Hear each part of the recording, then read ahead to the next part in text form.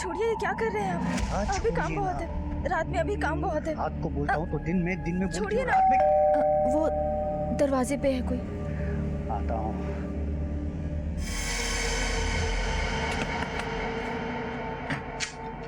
ना तुम कुठे आहेस ती बाजार बसती? हाँ, कहाँ है वो? तमीज से बात करो। और क्या चाहिए तुमको? और ये क्या नया तमाशा लगा रखा है? तमाशा मैंने लगा रखा है, तुमने? क्या हुआ जी? कुछ नहीं, तुम अंदर जाओ। अच्छा, यही है वो। इसकी तो मैं। खबरदार जो हाथ उठाया तो समझी? अच्छा, बहुत पैसा आ गया तुम्हारे पास?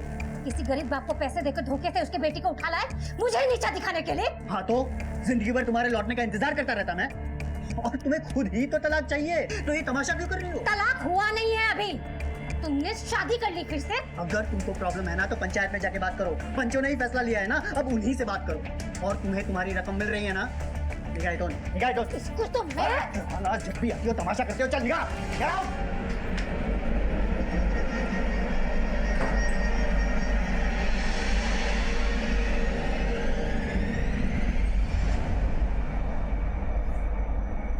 पल्लवी, मैं बाजार जा रहा हूँ, थोड़ा संभल कर रहना।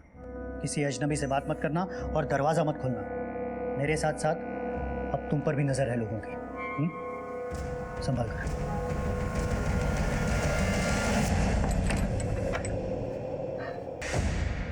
हेलो, आज सही मौका हाथ लगा है। ठीक है।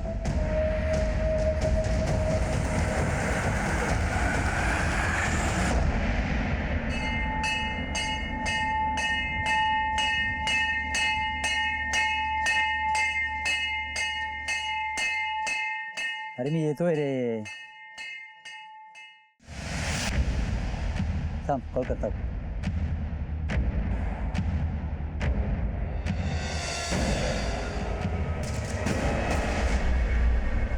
प्रकाशराव, हरिभाऊ.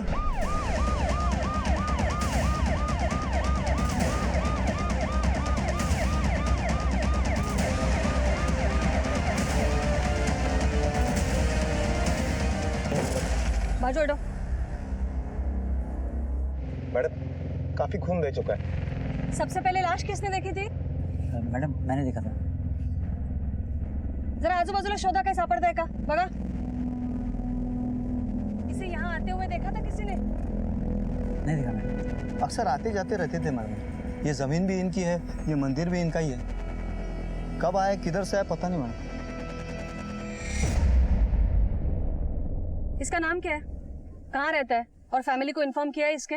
इनका नाम प्रकाशराव पाटिल. इनके काका गांव के सरपंच हैं, विनायकराव पाटिल. वो यहीं पास में रहते हैं.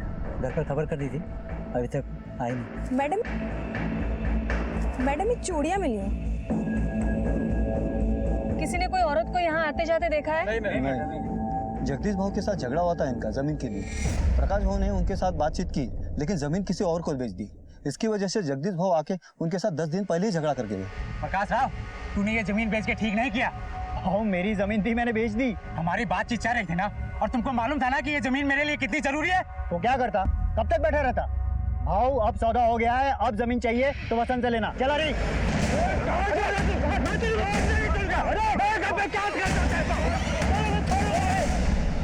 पूरे 30 लाख रुपए में बेची थी जमीन प्रकाश भाव ने. तुम्हें कैसे पता? मैं खुद गया था उनके साथ तहसील में रोटरी करवाने. इसका काका कहाँ रहता है?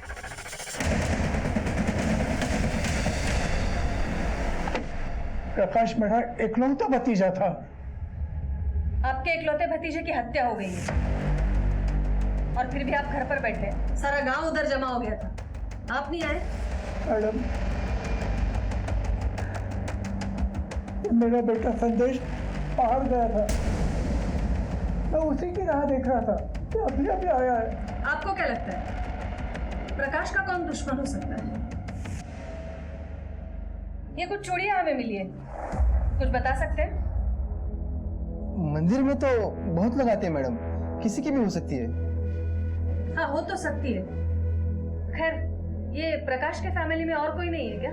क्यों नहीं, उसने तो 3 शादियां की थी. आखिरी शादी तो अभी 7 दिन पहले की थी. 7 दिन पहले शादी की थी और आज मर्डर?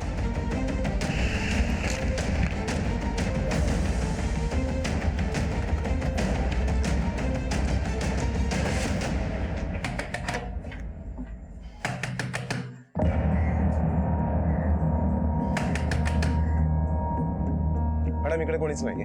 दरवाजा तोडा.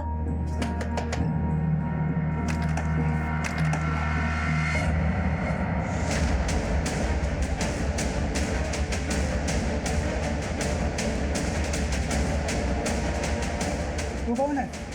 मैं संजय हूँ. कौन संजय? जी मैं लिवी का भाई. ये पल्लवी कौन है? मैडम वही तो है प्रकाश की पत्नी. तुम्हारी बहन कहाँ है? ताई तो घर पे नहीं है. हुआ क्या है ये तो बताइए आप. प्रकाश की हत्या हो गई है. क्या? भाव जी को किसी ने मार दिया? सावंत, आत बघा काय मिळतंय का. तुम्हारी बहन है कहाँ? अरे बोल ना, उठाए पल्लवी. प्रकाश के साथ गई थी क्या? हाँ वो जीजा जी के साथ गई थी 2 घंटे पहले. कहाँ जा रही है, कुछ बोल के गए थे? नहीं. शबनम, ये चूड़िया देखो, पहचानते हो? तुम्हारे बहन की है? पता नहीं.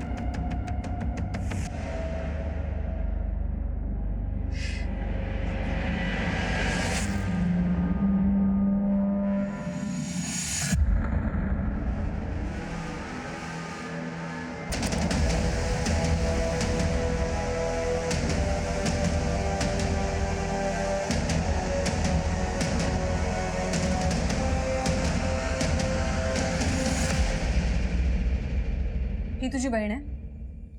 हाँ माँ बाप कहाँ है तुम्हारे? जी वो हम अनाथ हैं. कहाँ के रहने वाले हो? विठलवाड़ी में गणेश मंदिर के पास. तुम्हारी बहन का नंबर दो. शबनम, नंबर के. मैडम मैडम हरी सच बोल रहा है. जमीन की सच में डील हुई थी, लेकिन जमीन के डील के पैसे घर में नहीं है. हाँ बाकी गहने वगैरह सब अलमारी में ही है. एक काम करा, ये प्रकाश के सारे बैंक अकाउंट्स चेक करो. ये भी हो सकता है पल्लवी ने उसका खून किया हो और सारे पैसे लेकर भाग गई हो. पल्लवी का फोटो सर्कुलेट करो हर जगह, उसका फोन नंबर ट्रैकिंग पे डालो. और ये जगदीश, चलो उससे पूछताछ करते हैं.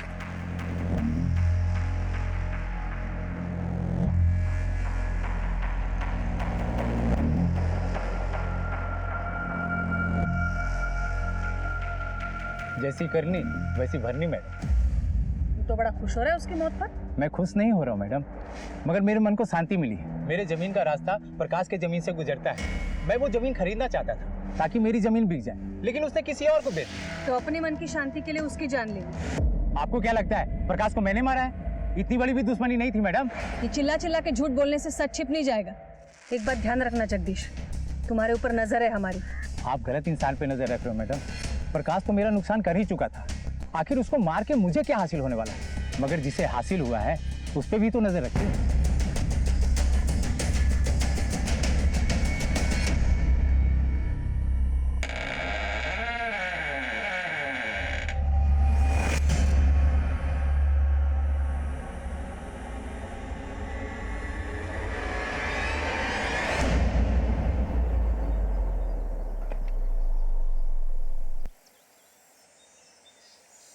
अरे क्या कर रहे हो तुम लोग? जल्दी से आज चलो.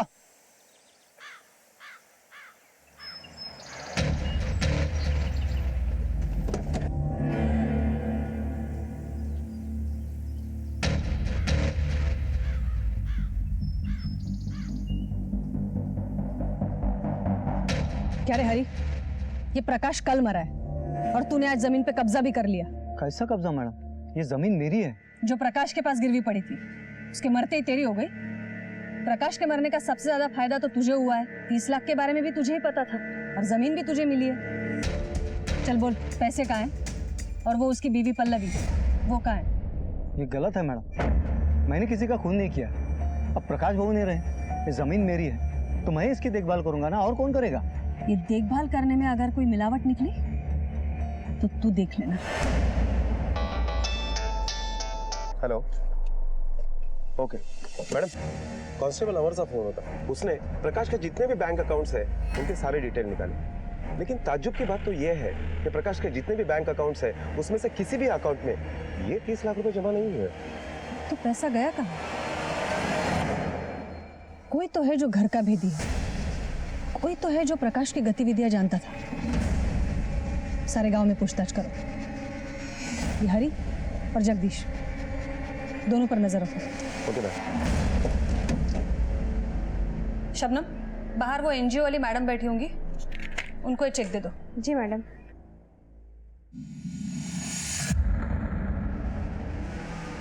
क्या सोच रहे हो मैडम? सावंत, हरी को तो लाखों मिलेंगे, लेकिन जिसको करोड़ों मिलने वाले हैं उसके बारे में सोच रही थी। करोड़ों किसको मिलने वाले? विनायक और उसका बेटा संदेश। ये प्रकाश के लाइफ में उन दोनों के सिवा और कोई है भी तो नहीं। उसकी तीसरी पत्नी पल्लवी तो है ना? तीसरी भी और दूसरी पत्नी भी। एक काम करो, ये आजू बाजू पूछताछ करो, शायद कोई सुराग मिल जाए। Okay madam.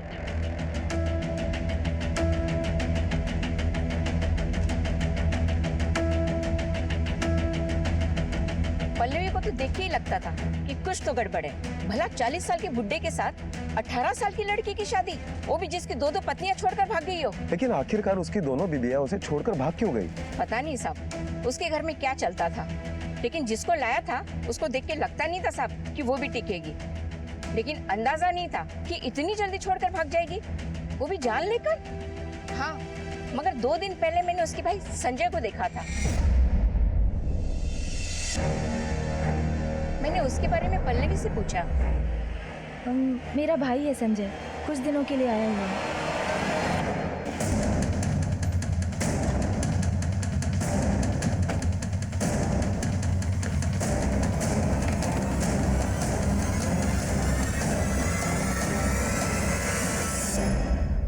सावंत, अंदर छानबीन करो।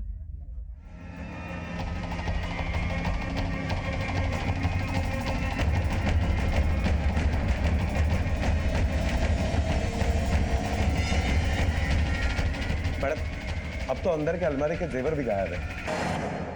चल बोल, संजय कहाँ है? मुझे नहीं मालूम मैडम, पण काय झालं? बहुत भोला बनने की कोशिश कर रहा है, बोल चुपचाप। कहाँ भगाया संजय को? ये क्या कह रहे हैं मैडम आप? ये ऐसा क्यों करेगा? तो ये वहाँ क्या कर रहा था संजय के पास? मैं तो खाना देने गया था मैडम, अकेला था वो और कोई जानता भी नहीं उसे। विश्वास करो मेरा। मैडम, पूरे गांव में संजय कहीं पर भी नहीं है और गांव से बाहर जाते हुए उसे किसी ने भी नहीं देखा। उसके शहर के बाहर निकलने से पहले हमें उसे पकड़ना है। अब खेल खत्म हो चुका है सावंत, ये सब उन दोनों भाई बहन की मिलीभगत है। वो बहन प्रकाश को मार के 30 लाख लेके भाग गई और ये भाई संजय सारे गहने लेकर भाग गया। एक काम करो, पीसीआर से संपर्क करो तुरंत। Okay ma'am. मैडम, हमें तो पहले से शक था, मैंने प्रकाश को डांटा भी था। न जाने कहाँ से उठा के लाया था उसे। पहले 2 पत्नियां तो जान खाकर चली गई और अबे तीसरी आई, उसकी जान ही ले ली उसने। ये पहली 2 पत्नियों का भागने का कारण क्या था? वो मैडम, प्रकाश की पहली शादी कुसुम से हुई थी 10 साल पहले। दोनों में बहुत लड़ाई झगड़े होते थे। फिर 3 साल बाद कुसुम ने प्रकाश को छोड़ दिया। उसके बाद प्रकाश ने मीना से शादी कर ली। अब पहली शादी का सबक लेकर प्रकाश मीना का बहुत ख्याल रखता था, मगर फिर भी। फिर क्या? वो कैसे बताओ मैडम, शादी के 2 साल के अंदर ही मीना ने प्रकाश बाबू पर नपुंसक होने का आरोप लगा दिया। ए, दिमाग मत खराब कर मेरा। क्या दिमाग मत खराब कर, सच बोली तो मिर्ची लगी। तुम नपुंसक ही हो, ना मर्द। क्या बकवास कर रही है? हाँ, पर वरना घर से बाहर निकालूंगा। अरे तुम क्या निकालोगे इनसे घर से? मुझे ही नहीं रहना तुम्हारे साथ इस घर के छत के नीचे। निकलो नहीं। अरे बेटा सुन तो जरा। घर की बात घर में रहे, इसलिए पंचायत बुलवाकर हमने दोनों में समझौता किया था। वो दोनों अपने मर्जी से अलग रहते थे। इसका मतलब दोनों का तलाक नहीं हुआ था? नहीं, पंचायत में मीना ने सिर्फ अलग रहने की बात की थी, बाकी कोर्ट कचहरी तो प्रकाश ही जाने। तो ये नपुंसक वाली बात कितनी सच है? ये झूठा आरोप लगाया था उसने प्रकाश पर। उसे तो प्रकाश से सिर्फ पैसे चाहिए थे। अलग होने के बाद प्रकाश हर महीने उसे 10,000 खर्चा देता था, फिर भी वो हर दिन आके झगड़ा करती थी। मतलब पल्लवी के साथ शादी करने के बावजूद भी मीना ही कानूनन प्रकाश की पत्नी थी। आपको क्या लगता है, प्रॉपर्टी के लिए मीना प्रकाश को मार सकती है? एक मीना ही क्यों, तीनों ही पत्नियां डायन थी प्रकाश के लिए। सबने मिलकर खा लिया मेरे भतीजे को। अभी देखो, मेहंदी का रंग भी नहीं उतरा था कि खून से हाथ रंग ले दुल्हन ने।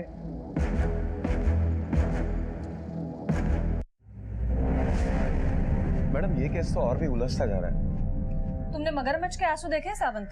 मैडम देखे ना अभी इन दोनों के। इन दोनों ने दूसरों की बात तो बता दी, लेकिन अपनी बात छुपा के रखी। ये प्रकाश की मौत अगर प्रॉपर्टी के लिए हुई है तो हो सकता है पल्लवी को भी अब तक मार दिया गया हो, क्योंकि प्रकाश के मौत के बाद उसकी सारी प्रॉपर्टी उसकी पत्नी मीना की हो सकती है। तो इसका मतलब है मीना के जान को भी खतरा है। एक काम करो सावंत, ये मीना के फोन ट्रेस करो और उसे भी आगाह कर दो। Okay ma'am. मैडम ये पल्लवी का भाई संजय, ये भी तो गहने लेकर फरार है। यही तो प्रॉब्लम है सावंत, हम अभी ऐसे चौराहे पर खड़े हैं, सामने रास्ते तो कई है, लेकिन हमारी मंजिल तक कौन सा जाता है पता नहीं। मैडम, विट्ठलवाड़ी गांव वालों से पता किया, संजय झूठ बोल रहा था। वो अनाथ नहीं है, उसकी फैमिली है गांव में।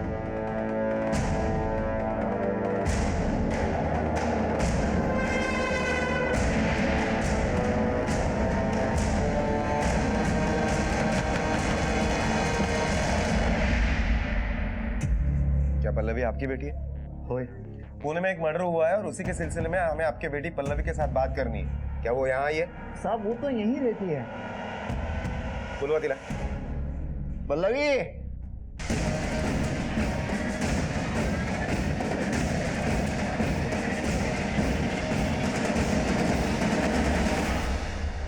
क्या हुआ पापा? क्या ये पल्लवी है? हाँ यही है मेरी बेटी पल्लवी। लेकिन हम जिस पल्लवी को ढूंढ रहे हैं वो ये पल्लवी है।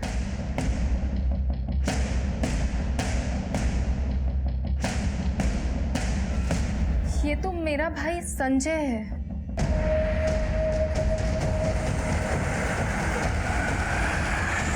संजय? तुम्हारा भाई?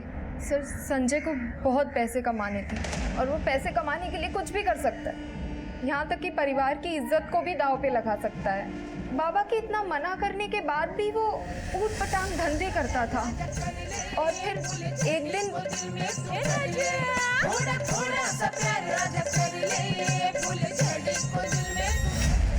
अरे पैसा मिलेगा तो कुछ भी करेगा तू, लड़की बन के नाचेगा। अरे शर्म नहीं आती तुझे? बन के आपने कौन सा झंडा गाड़ दिया है? और 4-5 हजार में आजकल घर कहाँ चलता है? सर ढको तो पैर छूट जाता है और पैर ढको तो सर। अब यही एक गुल भगवान ने मुझे दिया तो क्या करूं? अरे मैं दिखता ही लड़की जैसा हूं तो क्यों ना इस दिखावे से मैं पैसे कमाऊं? और हाँ, अगर आप लोगों को दिक्कत हो रही तो ठीक है, मैं यहाँ से चला जाता हूँ तमाशा वालों के पास। 6 महीने हो गए इस बात को, ना ही वो घर वापस आया है और ना ही हमारा उससे कोई कांटेक्ट हुआ है। किस तमाशा वाले के पास काम करता था वो? सर, गांव की पंचायत ने तमाशा रखा था।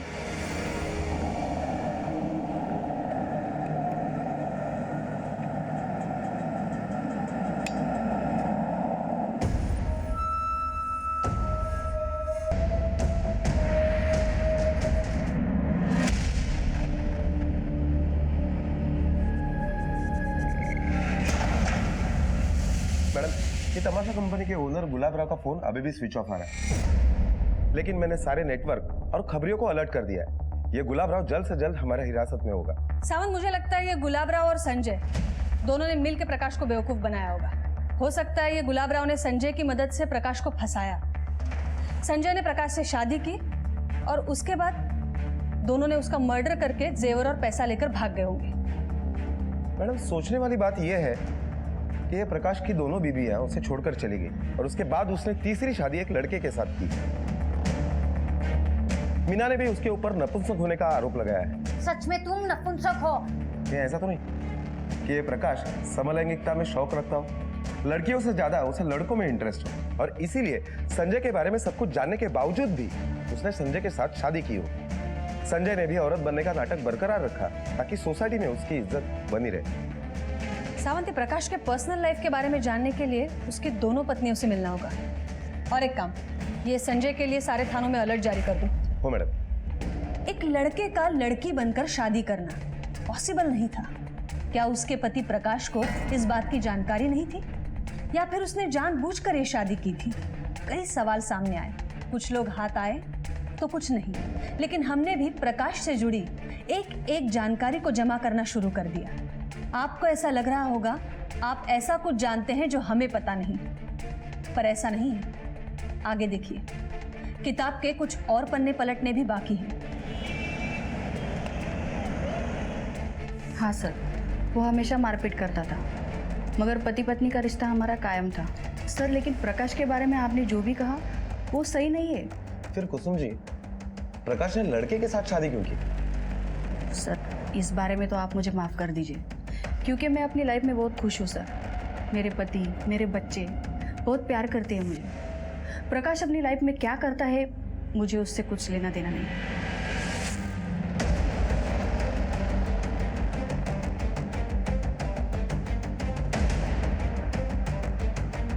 यहाँ पर तो ताला है। अरे ताई, एक मिनट। साहब। ये मीना यहीं रहती है ना? जी सर। आप कहाँ हैं? एक हफ्ते से कहीं गई हुई हैं। आपको पता है कहाँ गई? ये तो मुझे नहीं पता साहब। ठीक है, थैंक यू। ठीक है, रात्रि फोन करते, टाइम पे दवाई ले लेना।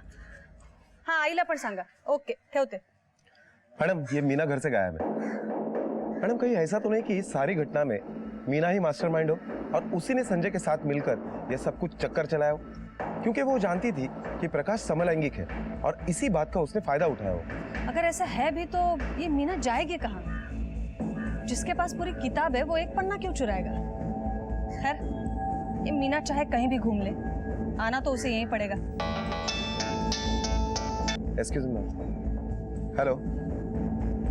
ओके मैम, मीना का पता चल गया है। गुड, ले आओ उसे। Okay ma'am. काका, प्रकाश पति थे मेरे और पत्नी होने के नाते मैं करूंगी उनका अंतिम क्रियाक्रम। अब आई हो उसका क्रियाक्रम करने। उस वक्त कहाँ थी जब उसे तेरी जरूरत थी? वही ये क्या नया खेल खेल रही हो तुम? खेल तो प्रकाश ने खेला था मेरे साथ, आपकी पंचायत ने खेला था। आपने ही अलग किया हम दोनों को। जो भी थे वो मेरे पति थे, कच्ची डोर की ही सही, लेकिन रिश्ता अभी भी जुड़ा था उनसे। हमें भी जाननी है वो कहानी कच्चे रिश्तों की। घेऊन चला तिला। पण साहेब, मी काय केलं? पोलीस स्टेशनला चल। साहेब,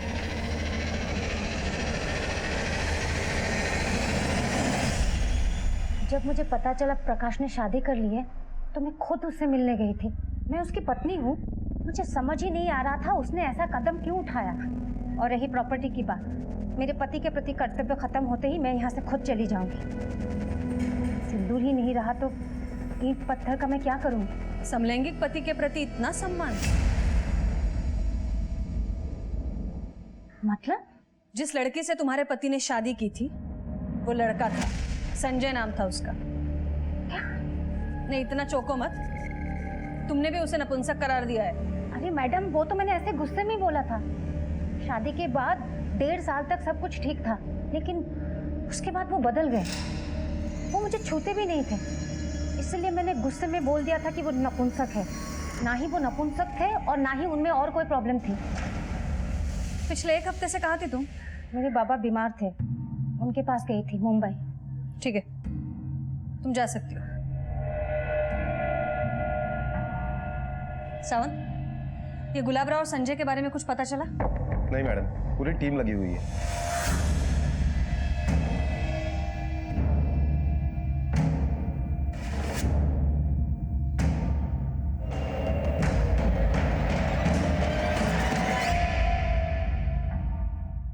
मैडम, प्रकाश की पहली 2 बीवियां यानी कुसुम और मीना, इन दोनों के हिसाब से प्रकाश नपुंसक नहीं था और प्रकाश के समलैंगिक होने के भी कुछ खास सबूत नहीं है हमारे पास, सिवाय इसके कि उसने संजय के साथ शादी की, जिसका सच हमें पता नहीं।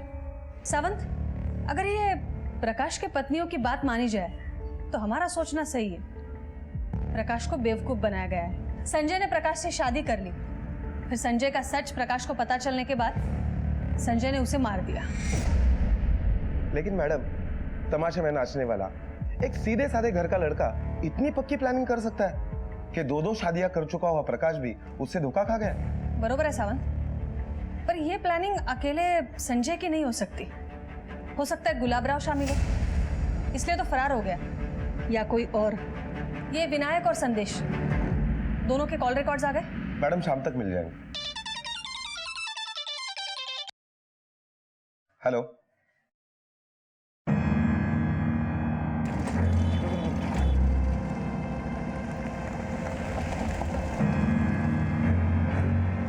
ओ भाऊ, मेरा बैलेंस पेमेंट क्लियर कर दो ना। गुलाबराव, तुम्हारा बैलेंस पेमेंट मैं क्लियर करवाता हूँ, वो भी पुलिस स्टेशन। सरबस। गुलाबराव, अब जो भी है ना, सच सच बोल दे। चल बोल। मैडम, मेरी तमाशा कंपनी में लड़के भी लड़की बन के नाचते हैं। मैं अक्सर ऐसे स्पेशल लड़कों को ढूंढता था जो लड़की की तरह दिखे। प्रकाश मेरे तमाशा कंपनी में अक्सर शो देखने आया करता था।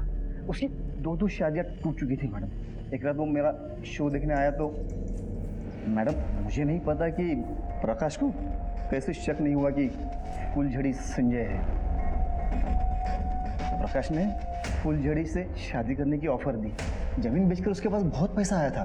वो पैसा देखकर मेरे दिल में लालच पैदा हो गया। भाव, अगर प्रकाश को पता चल गया कि मैं फुलझड़ी नहीं संजय हूँ तो? बिल्कुल टेंशन क्यों नको। उसके आंखों पे ना पट्टी बंधी है। तू 2-4 दिन वहाँ पे रह ले और जैसे तुझे मौका मिले ना पैसे लेके भाग जा। फिर मैंने संजय को 5 लाख रुपए का लालच देकर उसे मना दिया और वो शादी के लिए मान भी गया। शादी के बाद ना संजय ने मुझे फ़ोन किया ना वो खुद आया। तो तू गायब क्यों हो गया था? इतनी सारी प्लानिंग करने के बाद भी सब कुछ संजय के हाथ में था। मुझे मेरे पैसे चाहिए थे। मैंने संजय से मिलने की कोशिश की तो प्रकाश के बारे में पता चला। मैं डर गया था मैडम। मुझे लगा कि झूठी शादी की खबर सबको पता चलेगी तो मैं फंस जाऊंगा। मैंने तो बस प्रकाश को लूटने का प्लान किया था। सावंत, लगता है हमें मास्टरमाइंड मिल गया।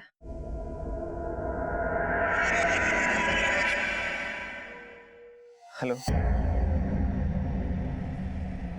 ये तेरे कॉल रिकॉर्ड से इससे साफ पता चलता है तू पल्लवी के साथ रेगुलर कांटेक्ट में था। आप सही कह रहे हैं मैडम, लेकिन मैडम मैं भी लगभग 40 साल का हो चुका हूँ। मेरा एक पाँव खराब है। यहाँ मेरी शादी का खाता नहीं खुल रहा है और वहाँ प्रकाश भाव हैट्रिक मार चुके थे। इसलिए मैंने सोचा प्रकाश भाव को इस उम्र में पल्लवी जैसी लड़की मिल सकती है तो मुझे क्यों नहीं। इसलिए मैं पल्लवी के पीछे पड़ गया था। धन्यवाद वैनी साहब। वैनी साहब, मैं क्या बोलता हूँ, वो मेरा भी कहीं रिश्ता जमा दो ना। करती हूँ ना जुगाड़ देवर जी, लेकिन अच्छी चीज के अच्छे पैसे भी लगते हैं। पैसे जितने चाहे ले लो, बस लड़की आप जैसी ढूंढना। मुझे सच में पता नहीं था मैडम कि वो प्रकाश भाव को लूटने आई है, मारने आई है। आई नहीं, आया था। क्या? वो एक लड़का था। प्रकाश को धोखा दिया गया था शादी को लेकर। और ऐसा तो एक ही इंसान कर सकता है जिसको संजय की मौत से फायदा हो। प्रकाश के मौत के बाद तो सारी जमीन तुम्हें मिलेगी ना। तो मीना को भी टारगेट किया था, क्यों? नहीं मैडम। अगर कुछ और भी छुपा रहा है तो बता दे, अभी भी वक्त है। मैडम मुझे शादी करके घर गृहस्थी बसानी है। ये खून और कत्ल करके जेल में नहीं बसना है। वैसे उस फुलझड़ी का पता चला क्या? नहीं, उस पल्लवी का, अपना उस लड़के का पता चला क्या? यहाँ हम एक एक कड़ी जोड़ने की कोशिश कर रहे थे, हर दिशा में घूम रहे थे कि अचानक इस कहानी में और एक ड्रामेटिक मोड़ आ गया जिसने इस केस की दिशा ही बदल दी। मैडम मैंने ही कॉल किया था। कहाँ है लाश? बादुला बादुला बादुला।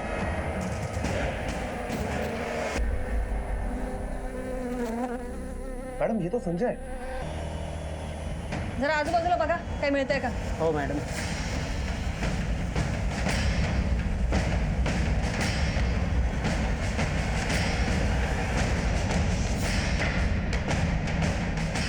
मैडम इधर आइए। सावंत बघा। मैडम गहरे तो है, लेकिन ये लगभग 4-5 लाख रुपए ही है। मैडम इसका मतलब है कि ये मर्डर चोरी के मोटिव से नहीं हुआ है। तो बाकी के 25 लाख रुपए कहाँ हैं? मैडम मुझे लगता है कि इसका जवाब हमारे लॉकअप में है।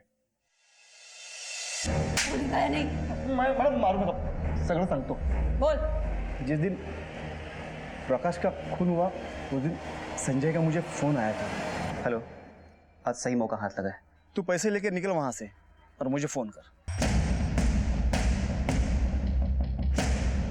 उसे पैसे मिल गए थे और वो भागने वाला था कि किसी ने प्रकाश का मर्डर कर दिया और पुलिस प्रकाश के घर पे आ गई।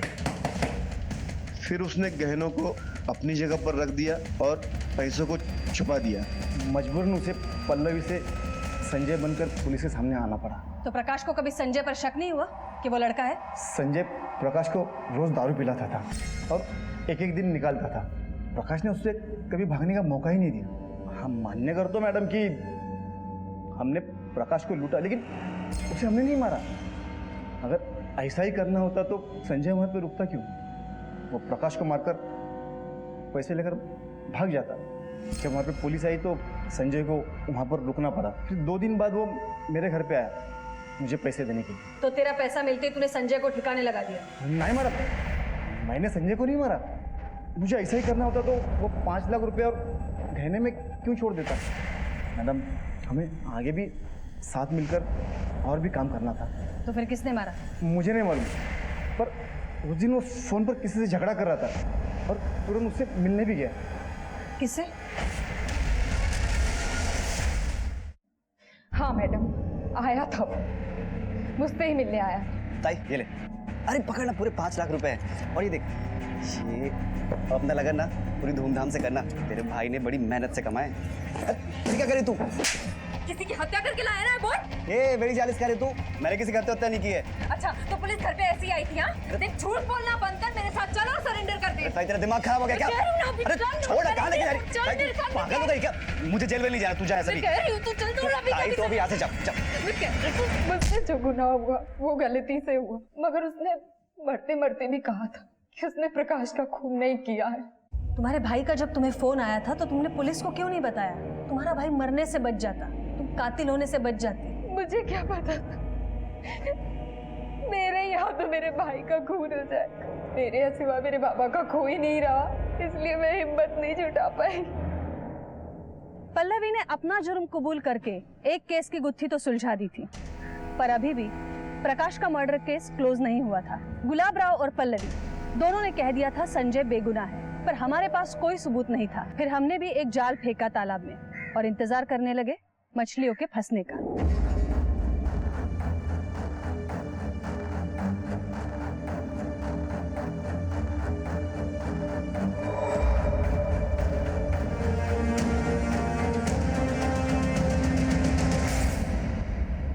Twinkle twinkle little star I want to go to. अरे वाह, तुम्हें तो बहुत सारी पोएम्स आती है। साहेब कशासाठी मुझे यहाँ बार बार बुला लाते? छोड़ा माला। मैं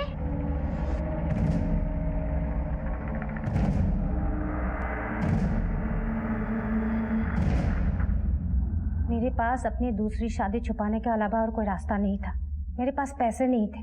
प्रकाश के वहां से जो पैसे आते थे उसी से मेरा खर्चा चलता था। अब अगर लोगों को पता चल जाता मेरी शादी के बारे में तो प्रकाश के वहां से पैसे आने बंद हो जाते। अपनी दूसरी शादी के बाद भी प्रकाश से पैसे लेना अपराध है, और उससे भी बड़ा अपराध है उसका कत्ल करवाना। काय बोलते हैं मैडम, मैंने किसी का मर्डर नहीं करवाया।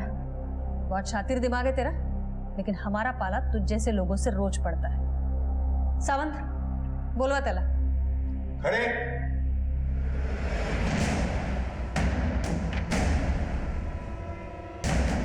बैठ जाओ, बैठ जाओ।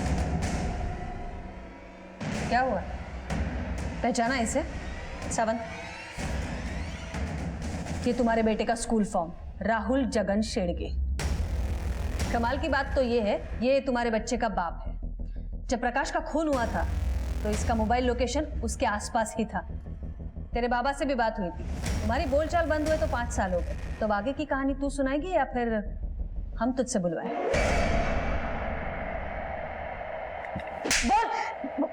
बताती हूँ मैडम।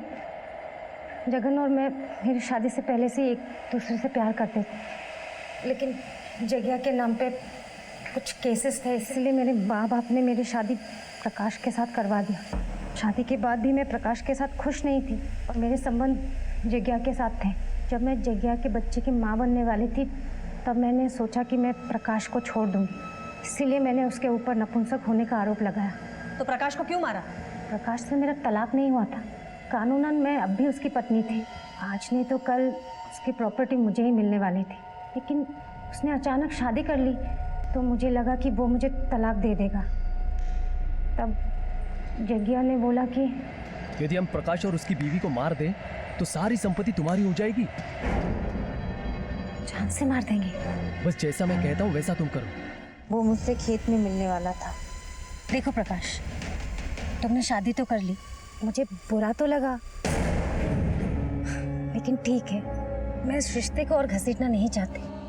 इसलिए मैं हमेशा के लिए नागपुर शिफ्ट हो रही हूँ। हम पल्लवी को भी मार देना चाहते थे, लेकिन वो भाग निकली। मैंने जो कुछ किया अपने बेटे राहुल के लिए किया मैडम। अपने बेटे के भविष्य की इतनी चिंता होती तो यूं अपराध के रास्ते पर नहीं चलती। अपने लालच के लिए अपने पति को मार डाला तूने। अब तेरा भविष्य तो जेल में है। मैंने आपसे कहा था ना, हर क्राइम का एक रूट कॉज होता है जिसे हम कहते हैं दस्तक। हर अपराध को पहचानिए, हर कदम पर सुरक्षित रहिए। तो फिर मिलते हैं और एक नए केस के साथ। तब तक देखते रहिए क्राइम पेट्रोल दस्तक। मकसद बताना नहीं, बचाना है।